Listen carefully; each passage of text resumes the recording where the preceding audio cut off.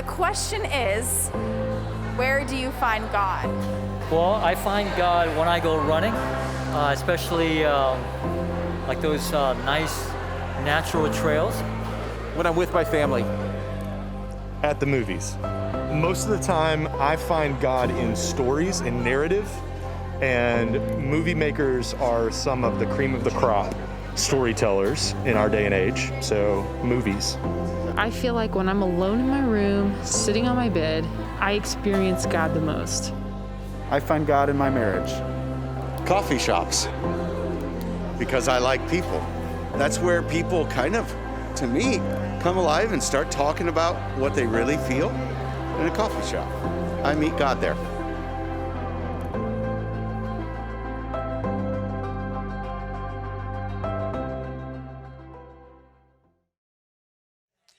Qué gusto poder estar el día de hoy con ustedes. Gracias a los que nos acompañan en línea. ¿Por qué no le damos un aplauso a Dios? Estaba pensando esta oportunidad de alabar juntos.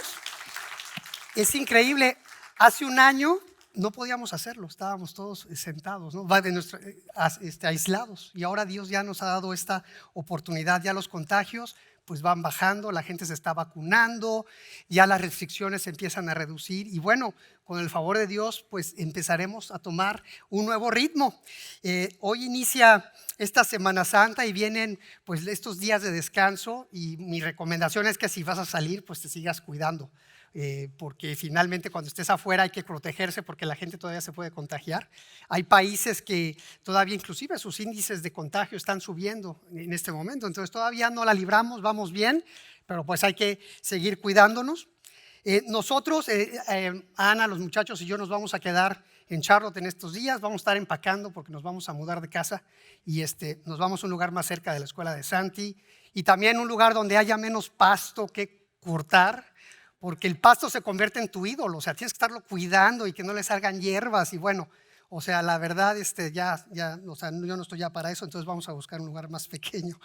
Y traigo esta colación de los planes de Semana Santa, porque la Semana Santa es la semana más importante para nosotros quienes seguimos a Cristo, ¿no? Y esta y y la Navidad serían las dos épocas más importantes.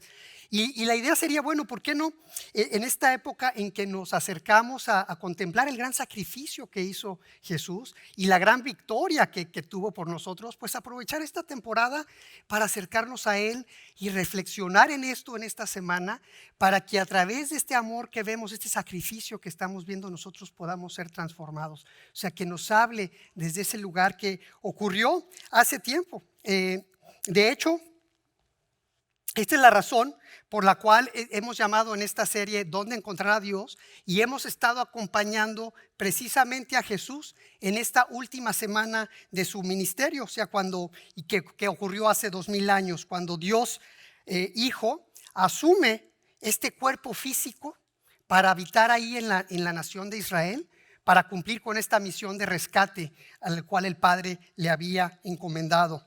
Hace 3 semanas empezamos con la recta final de su misión, y Él entró a la ciudad de Jerusalén montado en un burrito. Y lo que aprendimos ahí es que tenemos que estar preparados para encontrar a Dios en situaciones que son situaciones inesperadas, ¿no? Y que ahí es donde, aunque no necesariamente se cumplen nuestras expectativas, ahí es donde podemos encontrar a Dios.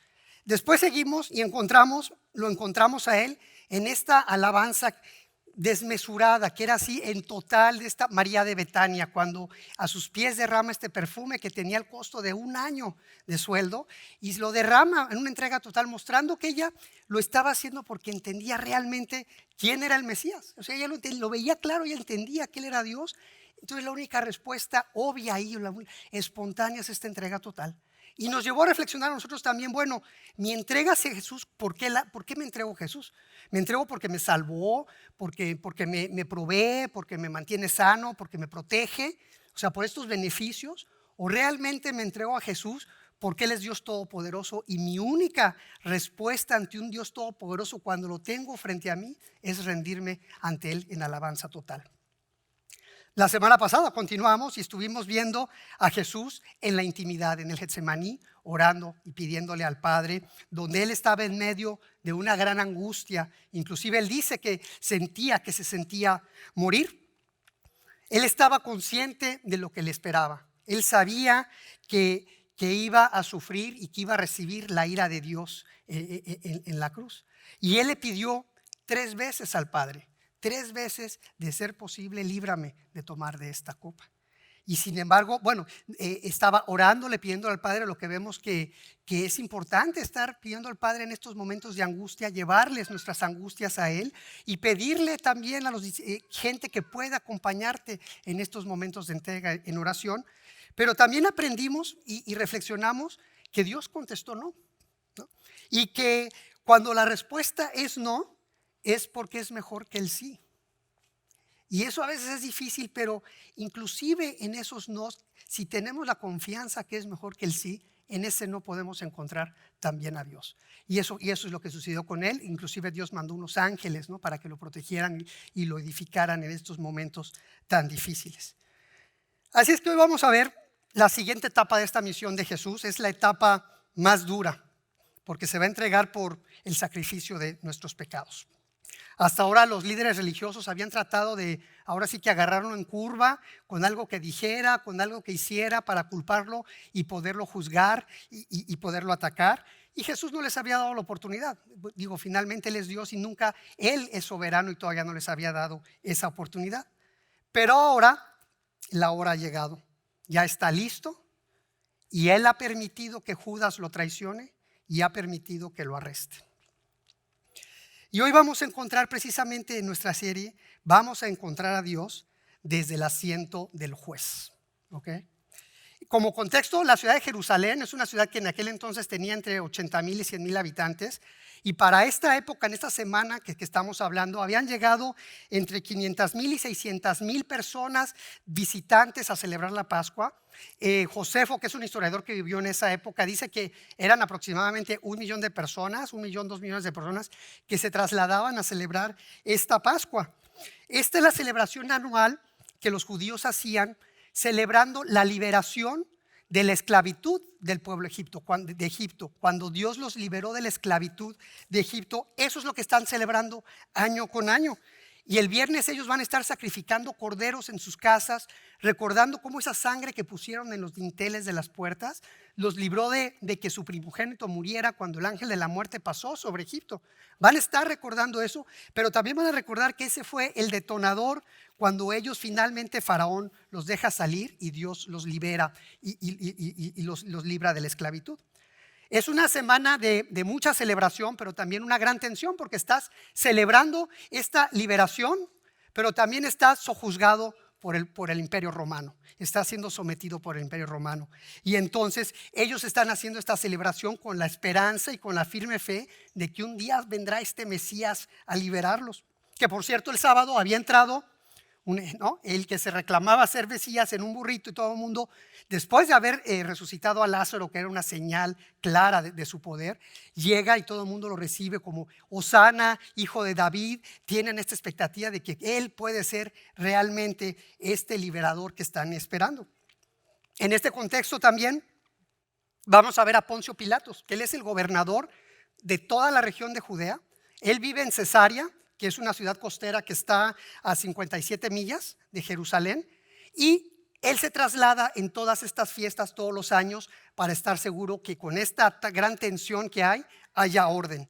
Ya la seguridad se ha incrementado en toda la ciudad porque esta tensión, inclusive ha habido movimientos previos de insurrección, por eso es que hay que tener máxima seguridad.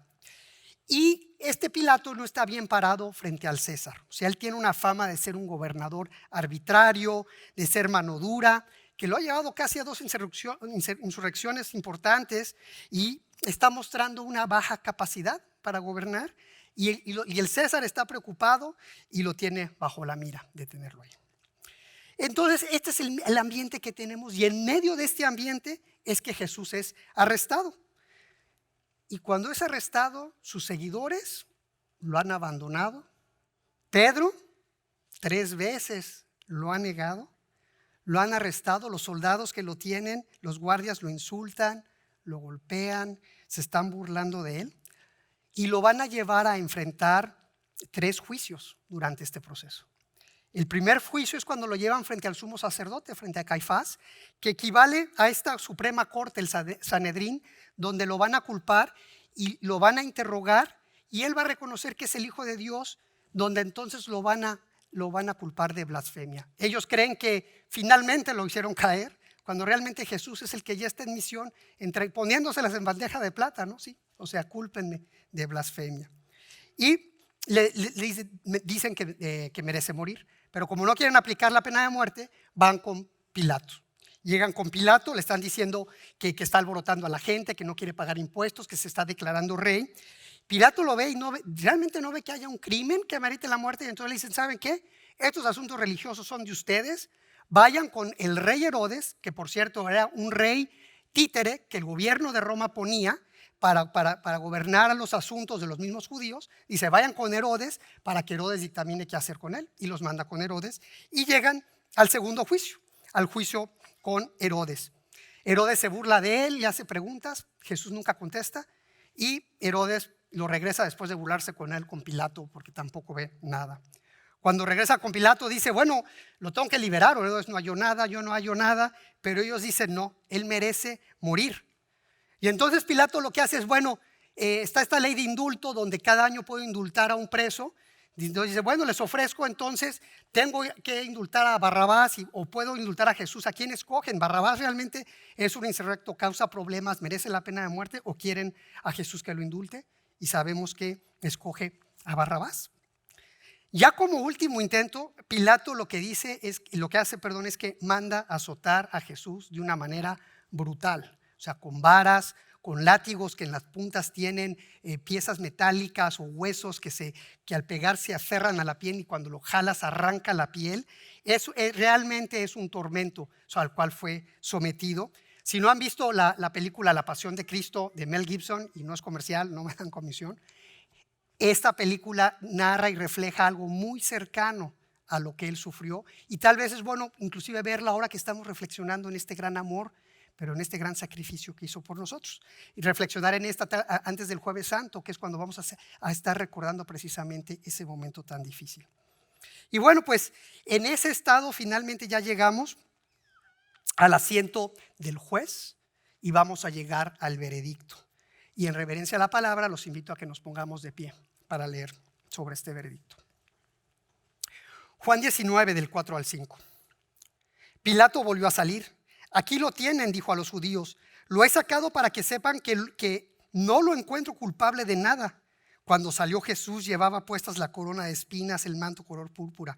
Aquí tienen al hombre, les dijo Pilato. Juan 19, 12, 16. Desde entonces Pilato procuraba poner en libertad a Jesús, pero los judíos gritaban desaforadamente, si dejas en libertad a este hombre, no eres amigo del emperador. Cualquiera que pretende ser rey se hace su enemigo.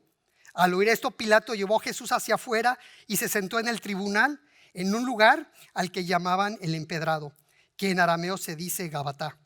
Era el día de preparación para la Pascua, cerca del mediodía. Aquí tienen a su rey, dijo Pilato a los judíos. Fuera, fuera, crucifícalo, vociferaron. ¿Acaso voy a crucificar a su rey?, replicó Pilato. No tenemos más rey que el emperador romano, contestaron los jefes sacerdotes. Entonces Pilato se lo entregó para que lo crucificaran y los soldados se lo llevaron. Mateo 27, 24 al 26. Cuando Pilato vio que no conseguía nada, sino que más bien se estaba formando un tumulto, pidió agua y se lavó las manos delante de la gente. Soy inocente de la sangre de este hombre, dijo. Allá ustedes. Que su sangre caiga sobre nosotros y sobre nuestros hijos, contestó todo el pueblo. Y entonces le soltó a Barrabás, pero a Jesús lo mandó a azotar y lo entregó para que lo crucificara. Palabra del Señor. Pueden estar. Condenaron a muerte a un hombre inocente a morir de la manera más denigrante y más horrible que había en ese entonces. Y al estar preparando el mensaje decía, bueno, ¿qué es lo que le impide a los líderes religiosos y a Pilato ver esta injusticia y esta realidad y no encontrar a Dios en medio de todo esto? Los líderes religiosos habían escuchado las palabras de verdad de Jesús, sus enseñanzas, lo habían visto cumplir señales y milagros que apuntaban hacia las profecías, señalando que Él era el Mesías, y sin embargo no lo vieron. ¿Qué los pudo haber cegado? Bueno, pues Pilato, inclusive, él lo vio. En Marcos 15, del 9 al 10 dice: ¿quieren que les suelte al rey de los judíos?, replicó Pilato, porque se daba cuenta de que los jefes de los sacerdotes habían entregado a Jesús por envidia. ¿Sí? La envidia que empezó a existir en ellos desde que el ministerio empezó, el ministerio de Jesús, y que después creció todavía mucho más después de resucitar a Lázaro, porque ya la gente estaba difundiendo esta noticia, había entrado otra vez en el burrito, Hosana, la noticia cada vez tenía más seguidores. Y en Juan vemos la preocupación de ellos ante este hecho. En Juan 12:19 dice: por eso los fariseos comentaban entre sí, como pueden ver, así no vamos a lograr nada. Miren cómo lo sigue todo el mundo. Estos líderes religiosos sentían envidia y ellos iban a pelear por mantener su posición y su influencia a toda costa. Y es que la envidia te pone una venda que no te deja ver. Y es muy interesante este sentimiento de la envidia, y más en nosotros que nos llamamos cristianos seguidores de Cristo, supuestos a amar a nuestro prójimo. O sea, la envidia es el que yo me sienta mal porque a alguien le sucedió algo bueno. ¿No? A ver, ¿cómo? O sea, yo me debería sentir bien si le sucede algo bueno a alguien. Y sin embargo, la envidia es sentirme mal cuando a alguien le va bien. Es un sentimiento real. Y es un sentimiento que está oculto, pero que todos sufrimos. Yo me considero que de repente se encuentra uno envidiando cuando no debe de ser. Y lo que llega a suceder es que esta envidia oculta y se manifiesta de otras maneras. Por ejemplo, con estos líderes religiosos, ellos decían este celo por Dios o este celo por el César. Esa es la manera externa en que estás encubriendo este sentimiento. Ahora, en el caso de Pilato, ¿qué es lo que sucedió? Temor a verse como incompetente hacia el César. O sea, lo amenazaron a él de que si él lo dejaba ir, lo iban a acusar con el César de no castigar a un traidor. Y no podía aplicarlos con manos duras, porque no los podía aplacar con manos duras, porque si los aplacaba con mano dura, lo que iba a suceder es que César iba a saber que otra vez tiene que estar utilizando la fuerza para poder controlar al pueblo. Y él no quería que eso sucediera. O sea, entonces el prestigio y la posición eran la prioridad y le pusieron una venda. Porque la realidad es que Pilato tuvo frente a frente a Jesús y él sabía que era inocente, él platicó con él. Inclusive sabemos por Mateo que su esposa le dijo: ¿sabes qué? No le hagas nada, este es un hombre de Dios, o sea, he tenido sueños que me han atormentado, no le hagas nada. Pero la preocupación por el prestigio, la preocupación por la posición, le pusieron la venda, y con esta expresión externa de lavarse las manos al estarlo condenando, él pensaba que podía quedar no siendo culpable de haberlo mandado a crucificar y de esta injusticia. Y efectivamente lo manda a crucificar. Así que, reflexionando en esto, o sea, en qué fue lo que les impidió encontrar a Dios en este ambiente, la verdad es que había en todo esto un tercer personaje que estaba activo en todo esto y que los estaba cegando. Y este personaje es el ego en ellos. La envidia y la preocupación por el prestigio y la posición son síntomas característicos del ego. No lo vemos, pero siempre está activo, y fue el ego el que los llevó a negar quién era Jesús, a negar su inocencia y a cometer esta injusticia tremenda. Y vale la pena hablar del ego porque es un enemigo vestido de consejero. Nos aconseja, pero es un enemigo. La palabra ego no aparece en la Biblia, pero generalmente se refiere a un sentido exagerado de la importancia personal. Es una preocupación excesiva por el yo, por el mí, o sea, mi trabajo, mi posición, mis éxitos, mi conocimiento, mi ropa, mis amigos, mi imagen corporal. Ese es el ego y crea una identidad falsa que nos hace sentir especiales, y me siento especial por esta identidad que me está creando, y trata de reafirmarla todo el tiempo con elementos visibles y está compitiendo constantemente para reafirmar esta imagen visible de este ego que yo tengo y esta imagen que he creado. Así es que encontré una lista de ciertas situaciones donde el ego tiene control y quiero compartirla con ustedes para ver qué tanto el ego tiene control de ustedes, ¿no? Y qué tanto tiene el ego control de mí. Esta situación, por ejemplo, la primera, dice: cuando debates o discutes con alguien, no das marcha atrás hasta que hayas ganado la discusión para que quede claro que tienes razón. Así, ¡auch! Ese soy yo, y pregúntenle a mi familia. No, ese soy yo. O sea, tiene que estar claro que yo soy el que tiene la razón. Y luego, cuando no tiene la razón, pues lo que no quieres hacer es reconocerlo, ¿no? Otra, de pronto te hayas comparándote con personas que crees que son mejores que tú. Y entonces estás deseando tener eso y te la pasas todo el tiempo recorriendo redes sociales, ¿no? Para ver y comparándote quién es mejor que tú. O por el otro lado, comparándote con personas que consideras o sientes que no son tan buenas como tú. Y un ejemplo, por ejemplo, es en los carros, ¿no? De repente tú ves a alguien en una carcachita y le dices: uy, pobre cuate, mano, le va re mal. En cambio a mí, que tengo mi carrazo, me va re bien, aunque lo deba todo, ¿no? ¿A poco no llega a pasar eso? Pero eso sí, siento que me va muy bien. O sientes celos cuando a otras personas les va bien y te cuesta trabajo darles crédito y elogiarlas. O a veces cuando tienes conversaciones o tenemos conversaciones, tiendes a controlar los primeros minutos de tus conversaciones para hablar de ti mismo antes de preguntarles a los demás cómo están. ¡Auch!, ¿no? O interrumpes a cada momento para dar tus ideas. El ego está bajo control.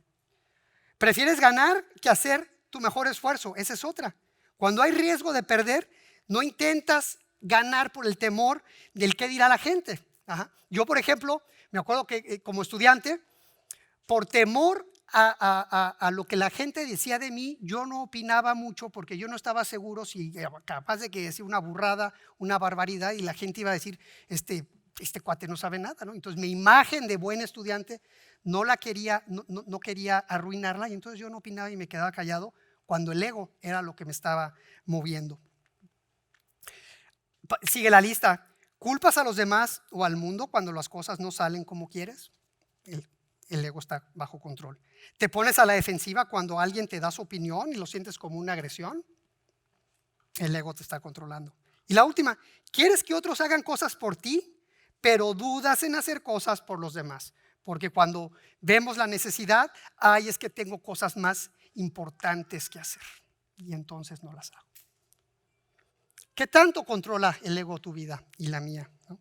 Porque si no hacemos consciente y nos hacemos consciente de este control, va a seguir aconsejándonos mal. Él se va a seguir enfocando en lo externo, y la verdad es que al enfocarse en lo externo, el ego minimiza los pecados del corazón, los pecados que no se ven, y se enfoca en los pecados de la carne, en lo que sí se ve. Por ejemplo, y hoy lo vemos en la sociedad. Hay mucha gente que ama al Señor y que quiere defender al Señor en las discusiones políticas, en las discusiones de la sociedad, y está dando argumentos cristianos, ¿no?, de fundamento, pero la verdad es un debate donde hay odio en sus corazones y muy dentro están odiando a la persona que están tratando de convencer. Hay un pecado interno en tu corazón que el ego está ocultando con esta imagen de que yo soy cristiano y mira, estás haciendo mal. Ajá. Y eso sucede mucho. ¿O qué tal cuando una persona, por ejemplo, vengo los domingos, diezmo, no miento? Pero eso sí, si veo a alguien fallar, entonces sí empiezo a comentar muy preocupado: caray, la conducta de esta persona, ¿no? Cuando realmente no estás tratando de edificar, sino realmente estamos tratando de chismear. Otro pecado del corazón, el ego que lo disfraza. Y cuando el ego te domina constantemente, te puede llevar a causar un gran daño y a los demás y a uno mismo. De hecho, puede llegar a causar ansiedad y depresión, Porque cuando el ego está constantemente batallando y no es reconocido y no puede lograr este reconocimiento y no puede lograr esta reafirmación de la imagen que él tiene, llega el momento en que este cansancio y este estrés te empieza a causar ansiedad y depresión. O también te puede llevar a tomar decisiones con unos impactos tremendos, como le pasó a los judíos, regresando a lo que leímos. Que su sangre caiga sobre nosotros y sobre nuestros hijos. ¡Wow! Bueno, pues en el año 70 Jerusalén fue sitiada por 5 meses y fue destruida totalmente y no quedó una piedra sobre piedra de ese templo. El templo fue arrasado. Y este es el ego y estas son las consecuencias a que el ego puede, al extremo al que pueden llegar. Así que bueno, si este es el ego, ¿dónde podemos encontrar a Dios? En esta escena encontramos a Dios frente a la silla de Pilato, en Jesús, en la humildad de Jesús. Ahí es donde lo encontramos, en esa humildad. La idea principal es que en la humildad encuentras a Dios y controlas al ego. El verdadero juez, el único con derecho a juzgar, se hizo humilde y se rebajó voluntariamente. O sea, de ser un Dios Hijo Todopoderoso, creador, a través de Él fue creado todo, se hizo semejante a los seres humanos para padecer frío, hambre, cansancio, dolor y enfermedad. Yo no sé si ustedes consideran, pero las lombrices son un animalito que tiene una obra ingenieril tremenda. O sea, Dios es perfecto creándolo. Ellos son los que reciclan las cosas en la naturaleza. Si los partes, otra vez vuelven a crecer y no les pasa nada y siguen. Es una obra perfecta de la creación de Dios, las lombrices. ¿Qué pasaría si Dios te dijera a ti: has sido escogido o te he escogido para que salves al mundo? Y lo que voy a hacer es que te voy a convertir en una lombriz y vas a estar 30 años como lombriz, y después de los 30 años voy a llegar y te voy a aplastar y así vas a salvar al mundo. ¿Lo aceptarías? Bueno, pues perdonen la comparación, Dios haciéndose hombre, a nosotros haciéndonos lombriz, pero es la realidad. O sea, comparado con la gloria de Dios y con lo maravilloso que es Dios, Él haberse convertido en hombre es como si nosotros nos convirtiéramos en lombrices y a lo mejor nos quedamos cortos. Y a lo mejor decimos: no, Jorge, ¿cómo me vas a comparar con una lombriz? Bueno, pues tu ego no te deja ver realmente lo insignificante que somos comparados con la grandeza de Dios. ¿Sí? Y eso yo creo que lo tenemos que tener claro, el gran sacrificio que hizo Jesús al convertirse en hombre. Dios Padre se lo pidió a Él y Él obedeció. Se hizo semejante a seres humanos, soportó insultos, golpes, tortura, desprecio y no se resistió. Al contrario, con valor se paró frente a los líderes religiosos, frente a las autoridades romanas y permitió que lo crucificaran injustamente. De hecho, Pablo nos dice en la carta a Filipenses, en el capítulo 2, nos dice: la actitud de ustedes debe de ser como la de Cristo Jesús, quien siendo por naturaleza Dios, no consideró ser igual a Dios como algo a que aferrarse, de decir: no, yo quiero seguir siendo Dios, sino que por el contrario se rebajó voluntariamente, tomando la naturaleza de siervo, haciéndose semejante a los seres humanos, y al manifestarse como hombre se humilló a sí mismo y se hizo obediente hasta la muerte, y una muerte de cruz. O sea, en la humildad es que encontramos a Jesús despojado de todo su ego. Ahí es donde lo podemos encontrar. La humildad es la contraparte del ego. De hecho, en Mateo 23:12 dice: porque el que a sí mismo se enaltece será humillado, y el que se humilla será enaltecido. Primera de Pedro 5:5 también nos lo dice: asimismo, jóvenes, sométanse a los ancianos, revístanse todos de humildad en su trato mutuo, porque Dios se opone a los orgullosos, pero da gracia a los humildes. Y esto es bien importante, está diciendo: da gracia a los humildes. En la humildad encuentras a Dios, en la humildad encuentras la gracia de Dios. Ahí es donde la encuentras. ¿Tú quieres encontrar a Dios? Humíllate. ¿Quieres encontrar a Dios en medio del ego? Humíllate, sé humilde y su gracia se va a manifestar. Ahí es donde lo vas a encontrar. Ahí es donde vas a encontrar el favor inmerecido de Dios hacia ti. Ahora, ¿cómo hacerlo? ¿Cómo encontrarlo en esta humildad? Pues como leímos en Filipenses, que nuestra actitud debe ser como la de Cristo. No considerar nuestra identidad, el ego, como algo a que aferrarnos, sino reconocer nuestra posición de siervos de Dios, ¿no? De siervo de Dios nuestro Señor y obedecer. Pocas palabras, morir a nosotros mismos y que nuestro ego muera con nosotros. Y permitir que Cristo viva en nosotros y dirija nuestra vida. Pablo lo dijo en Gálatas 2:20. He sido crucificado con Cristo y ya no vivo yo, sino Cristo vive en mí.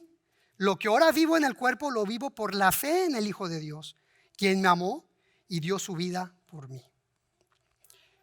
Ahora, esto no significa que dejemos de ser individuos únicos o de tener un sentido de nosotros mismos, pero sí significa que ya no vamos a estar obsesionados con nosotros mismos, ni vamos a estar siendo orgullosos de todo lo que tenemos cuando es Dios quien nos ha dado todo. Más bien ahora nuestra identidad principal se basa en la verdad absoluta de que Cristo está en nosotros y nuestras vidas son vividas por su poder y para su gloria. De eso se trata. El ego nunca va a morir del todo, pero si buscamos ser humildes, su autoridad sobre nuestras vidas puede disminuir. Así es que el llamado hoy es a que escojas la humildad sobre el ego. Y John Piper, que es un pastor muy respetado, nos da así como 6 consejos prácticos para poder lograrlo. El primero es, dale siempre todo el crédito a Dios. Que Dios siempre reciba la gloria y todo el crédito de quienes somos, ya que Él fue el que nos creó, Él fue el que nos eligió, Él fue el que nos llamó hacia Él. Nosotros no lo elegimos a Él, no somos nada sin Él. Él es el que se tiene que llevar toda la gloria y reconocer la gracia que ha tenido sobre nosotros de acercarse a nosotros. El 2 es reconocer que todo lo que tienes son regalos de Dios. Así es que deja la comparación en cuanto a los talentos que tengas, la inteligencia, las habilidades, los dones, la apariencia, logros. Deja todo eso. O sea, si crees que tus dones, inteligencia están por arriba de los demás, dale y honra, no seas orgulloso y dale las gracias a Dios porque es un regalo de Él. Tú no hiciste nada para tenerlos. Y si crees que son pequeños, también resígate con ellos porque si lo que tú tienes son dones de Dios y si no te ha dado cierto don, está bien. Por ejemplo, yo no canto muy bien, igual como cotorro canto, y lo que hago es, trato de cantar cuando todo el mundo está cantando y no se oye, y entonces yo alabo al Señor. Pero no me estoy mortificando ni porque veo a Dani, pues ya me siento mal porque no puedo cantar como él, o sea, y nunca voy a poder estar aquí frente a ustedes cantando y alabando al Señor, a menos que quieran ser torturados, pero no lo creo, ¿no? Así es que es reconocer los regalos de Dios. Ahora, la tercera es depende de la providencia de Dios. O sea, todo plan depende de la soberanía y de la voluntad y más bien del plan de Dios. Santiago nos dice, acostúmbrese a decir, si Dios quiere, voy a hacer, ¿no? A veces usamos si Dios quiere ya como una frase, una muletilla que es parte de nuestro idioma, sin realmente hacer conciencia de decir, yo voy a hacer esto si Dios quiere. Si Dios quiere, hoy voy a salir y con mi familia vamos a comer en la tarde. Pero si Dios quiere, porque igual en cualquier momento Él me podría rostizar aquí, caer fulminado, y está bien porque esa es su voluntad. Siempre hay que recordar la providencia de Dios. Él es el que tiene el plan, Él es el que maneja y someternos a eso.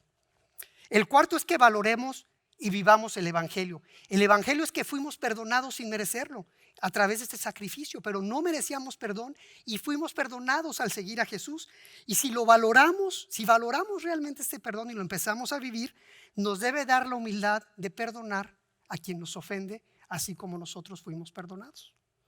Entonces valoremos y vivamos el Evangelio. ¿Sirve a los demás? O sea, ten la disposición de que las obras que hagas no las hagas pensando en cómo van a afectar tu imagen y cómo te vas a ver tú y si te va a hacer bien o no, sino más bien haz estas obras pensando en cómo puedes beneficiar a la otra persona, cómo vas a edificar a la otra persona. Entonces sirve a los demás. Y yo creo que el último, que es para mí el más importante es, bueno, no, pero es así como que el que a mí más me habló es, conoce la verdadera grandeza. O sea, el ego quiere ser grande, tienes que conocer y tenemos que conocer y vivir la verdadera grandeza. Y Jesús nos dice cómo en Mateo 10 del 42 al 44. Él nos dice, así que Jesús los llamó y les dijo, como ustedes saben, los que se consideran jefes de las naciones oprimen a los súbditos y los altos oficiales abusan de su autoridad. Pero entre ustedes no debe ser así. Al contrario, el que quiera hacerse grande entre ustedes deberá ser su servidor. Ahí está la grandeza. Y el que quiera ser primero deberá ser esclavo de todos.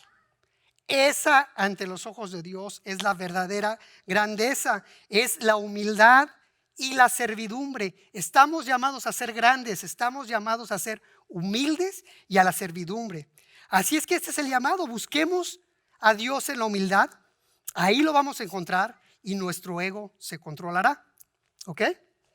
Ahora no quiero terminar sin antes y que perdamos de vista que mientras Jesús estaba siendo juzgado y condenado de una manera injusta, los líderes religiosos y Pilatos estaban siendo utilizados por Dios como instrumentos de justicia para un juicio divino.